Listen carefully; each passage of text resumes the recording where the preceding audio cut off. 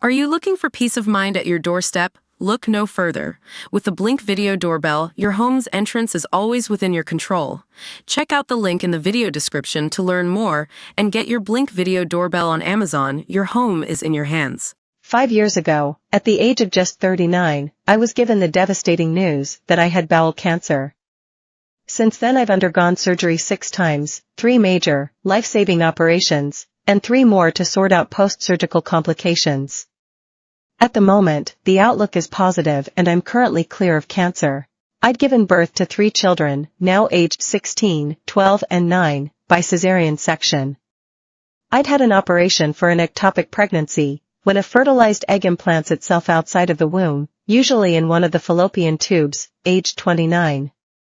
One of my fallopian tubes had to be removed, and I had my appendix out, aged 28, 6 weeks after my eldest was born.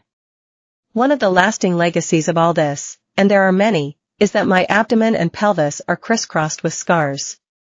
The largest starts at the center of my breastbone and extends to my pelvis.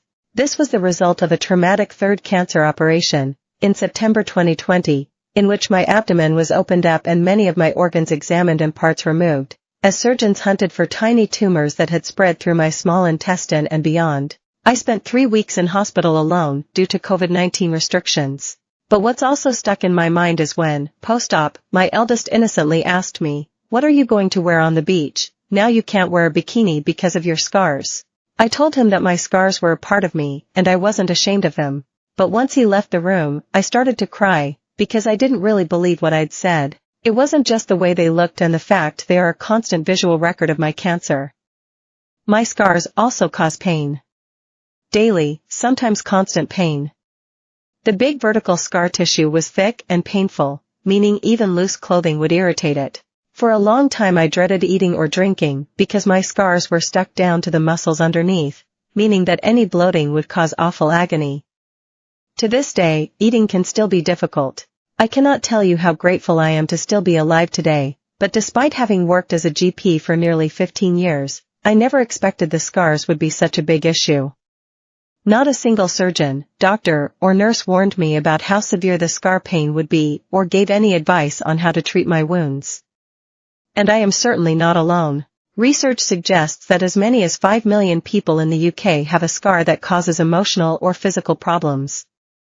Severe scarring can mean pain, itching, and a loss of movement, affecting sleep, mental health, and daily activities, according to the Scar-Free Foundation. Yet doctors often view scars as someone else's problem, a non-urgent cosmetic issue. Surgeons make scars, but don't know what to do with them afterwards, says Dr. Ruthann Fanstone, a scar specialist at the London Scar Clinic. The NHS provides very little follow-up on how to manage a scar. It doesn't need to be like that. Perhaps one reason is that many clinicians and patients are unaware of what can be done to combat scarring.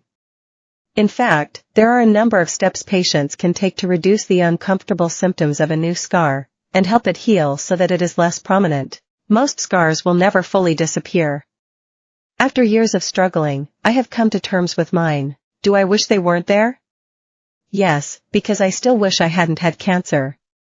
But I accept that cancer is part of my story and, importantly, I accept my scars. I now regard them with pride as they tell my story. They are a reminder that, despite everything, I'm still alive and thriving. But along the way, I picked up some important tips on how to reduce scarring, from massages to silicone tape. I hope you find them as helpful as I did. Oh, and I do still wear a bikini on the beach. Massage your scar at home to ease the pain. Most people think that you should avoid touching a new scar to help it quickly heal. I know I did. After my first bowel cancer surgery, I was left with a 10 cm incision on the left side of my pelvis, next to my bikini line, along with various other small cuts where tubes had been inserted. At first, it was held together with sutures and covered with a dressing. But when all this was removed, leaving a fresh scar, I was terrified of touching it. I thought that, given the skin was healing itself, the best thing I could do was leave it alone. Luckily, a physiotherapist at my hospital in London happened to be a scar